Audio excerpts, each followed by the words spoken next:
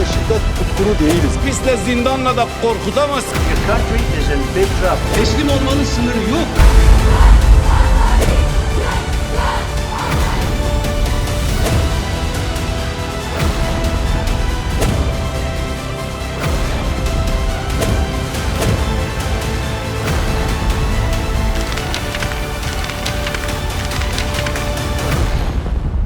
Global intellectuals are speaking out in support of Abdullah Öcalan's peace call.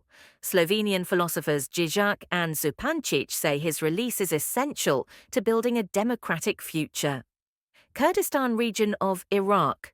Deputy PM Kubad Talabani questions why Turkish bases remain in Iraq now that the PKK has disarmed, and says peace will not be possible unless Turkey talks to Abdullah Öcalan, warning that ignoring him will only leave Ankara isolated. Turkey's pro-Kurdish DEM Party is pushing for a new social contract for all 85 million citizens, with co-chair Tuncer Bakırhan calling for grassroots democracy, legal reform, and an end to state-appointed trustees. The European Court of Human Rights has reopened the case over Turkey's deadly Cizre curfews, demanding answers for the 288 people killed, including 177 burned alive in basements, in a move that could reignite international pressure over Ankara's human rights record. Learn more with Medya News. Global intellectuals are rallying behind Abdullah Öcalan's peace call issued from İmralı prison on 27th February. Among the most prominent voices are Slovenian philosophers Slavoj Žižek and Alenka Zupančič, who described the initiative as a vital chance for lasting peace in Turkey and the wider region. The fate of the Kurds makes them the exemplary victims of the geopolitical colonial games, Žižek wrote on Substack. Abdullah Öcalan is nothing less than a Kurdish Nelson Mandela.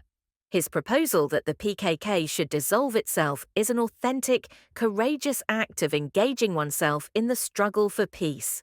Žižek called for Öcalan's release, warning that genuine negotiations cannot happen without him, and urged world leaders to support what he called a historic opportunity. Zupančič echoed the message in a statement shared via the DEM Party. I fully support Öcalan's call for peace and a democratic society and invite all progressive intellectuals to endorse it, she said. The peace process in Turkey is one of those unexpected surprises that gives us the courage to persist, even during the darkest times. Their endorsements come as the PKK officially disbanded earlier this month, sparking fresh momentum for a democratic resolution. Turkey must review its military presence in the Kurdistan region of Iraq now that the PKK has officially disarmed, says the KRI Deputy Prime Minister Kubad Talabani. Perhaps there is no reason for these bases to exist, he told Marini. The PKK was the justification. If that no longer applies, what does? Over 100 Turkish military posts remain in Iraqi territory, prompting sovereignty concerns from both Baghdad and Erbil. Talabani stressed that sovereignty must come before security cooperation. He also warned that any peace process will fail unless Ankara engages meaningfully with the Kurdish movement, starting with Abdullah Öcalan. He remains a powerful and respected figure with deep influence over Kurds everywhere, Talabani said. To ignore him is to isolate yourself, both in the region and internationally. While Talabani welcomed the PKK's disarmament, initiated by Öcalan's call of February 2025, he said trust with Turkey remains low. Without confidence-building measures, peace will struggle to take root, he said, pointing to key DEM Party demands: the release of political prisoners, amnesty for fighters, and an end to Öcalan's isolation. His late father Jalal Talabani helped Öcalan broker a ceasefire in the 1990s. Kubad says that legacy of diplomacy still matters today. Tuncer Bakırhan, co-chair of Turkey's pro-Kurdish DEM Party, says it's time for a democratic reset. At the Green Left Party Congress, Bakırhan pledged to expand alliances and fight authoritarianism with what he called honourable peace. Referring to jailed PKK leader Abdullah Öcalan's concept of democratic communal socialism, he said Turkey has entered a historic new period and that the Kurdish issue must be resolved legally, democratically, and for the benefit of all.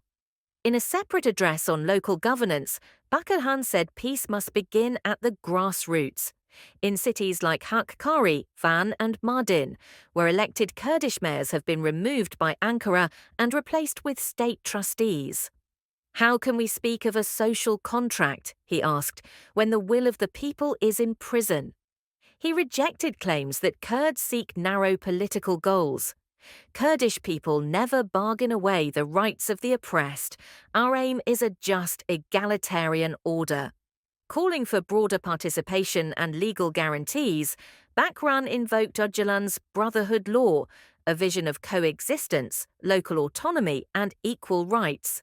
And he urged the media to stop using polarizing language, warning that authoritarianism is on the rise globally.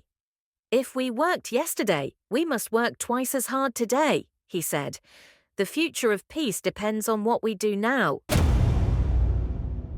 In a major step toward long-awaited accountability, the European Court of Human Rights has asked Turkey to respond to alleged violations during the curfews in Cizre in 2015 to 2016, where up to 288 people were killed, including 177 reportedly trapped and burned in basements. Turkey imposed round-the-clock curfews in the predominantly Kurdish town during intense military operations targeting the PKK. Residents faced food and medical shortages, and large parts of the town were reduced to rubble.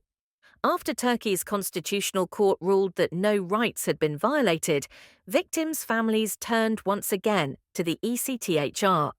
The Strasbourg court's request of 22nd May revives a case long seen as emblematic of impunity in Kurdish regions.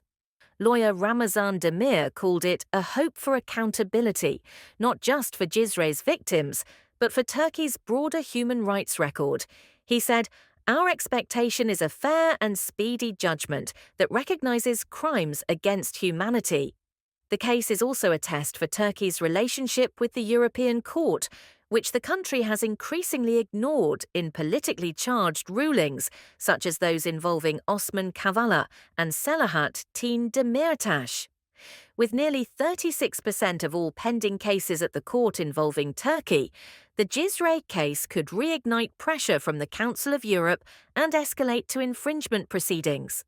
Medya News Daily Review. Biz burada şiddet tutkunu değiliz. Biz de zindanla da korkutamazsın. Your country is in big trouble. Teslim olmanın sınırı yok.